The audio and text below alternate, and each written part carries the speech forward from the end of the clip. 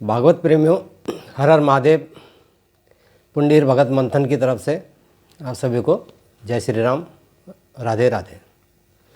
भागवत प्रेमियों, कल हमने आपको प्रयागराज के बारे में थोड़ा सा वो भजन आपको सुनाया था।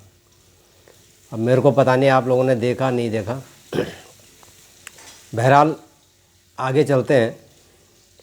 देखिए, कलयुग है, कई तरह के चर्चाएं हो रही हैं, कहीं भाषा पे, कहीं धर्म पे, कहीं कुछ पे। और सवाल यहाँ ये उठता है कि कौन सही है कौन गलत है। अब इसका फैसला तो आप लोग ही करोगे। अब बहुत सारी ऐसी चीज़ें हैं कि जो हमारे संज्ञान में होते हुए भी नहीं हैं। मैंने पहले भी कहा था कि कुंभ क्या है, इसका मतलब क्या है। मैंने मंथन के बारे में बताया था, समुद्र मंथन का। आज हमारे जो जीवन है उसमें क्या महत्व है। भाई, हर चीज़ का जो भी दिया गया हुआ है इसमें श्रीमद् भागवत में, उसका महत्व क्या है। तब को छोड़ दीजिए ना, तब के लिए थोड़ी हुई है, आपके लिए हुई है। और आपके लिए नहीं हुई है तो आप क्यों सुना रहे हैं। सवाल तो उठता ना, आपके लिए अगर हुई है तो फिर उसका समझा क्यों नहीं पा रहे। अब हमारा मकसद ये है कि जो चीज़ें हुई हैं, चलो श्रीमद् भागवत को छोड़ दीजिए आप। बहुत सारे लोग कहते हैं कि ये क्या है, कुछ नहीं है, ये कथाएं तो होती रहती हैं, क्या है, बस औरतें जाती रहती हैं, भीड़ भड़ाका होता रहता, कुछ नहीं है। चलो एक बार का ये सोच लें कि हम छोड़ देते हैं, श्रीमद् भागवत को छोड़ देते हैं, गीता को भी छोड़ देते हैं, सारे पुराणों को छोड़ देते हैं। अरे लेकिन अपनी जड़ को क्यों छोड़ रहे हो, वेदों को क्यों छोड़ रहे हो, जिसके पीछे तुम खा रहे हो। बिना वेद की तो शिक्षा हो ही नहीं सकती। सारे लोग, मेरे समझ में ये नहीं आ रहा है कि कुछ लोग जो हैं अभी भी इसके पीछे पड़े हुए कि वेद कौन पढ़ेगा, क्या है वेद, कुछ नहीं है। वेद किसने पढ़े हैं भाई। वेद आपके पास आज जो है सारी सुविधाएं हैं। आप एक सेकंड में जो है गूगल करिए वेद है क्या, आपको पता लग जाएगा। अब इसी से भाग रहे हो आप, तो मेरा आप लोगों से आग्रह है, अपने बच्चों को समझाएं भाई आप आगे। क्योंकि आजकल लोगों को हमारी समझ में नहीं आ रहा कि क्या देखना चाहते हैं, क्या सुनना चाहते हैं लोग। समय होते हुए भी कुछ अच्छी बातें लोगों की समझ में नहीं आती। इसका कारण मैंने पहले भी बोला था, ये कलयुग है। जैसे बुढ़ापे में बीमारियां लगती हैं, उन बीमारियों को कोई रोक नहीं सकता, उसी तरह कलयुग में ये जो भी विकृत मानसिकता है, जितने भी अधर्म हो रहे हैं, ये बीमारियां हैं। और इन बीमारियों को रोकना बहुत मुश्किल है। इसको आपको खुद ही बचना पड़ेगा।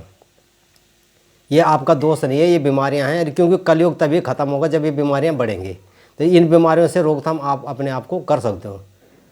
आगे आज का हमारा मंथन है कि माँ सीता को रावण ने अशोक वाटिका में क्यों रखा था। आप भी सर्च कीजिए और मंथन कीजिए।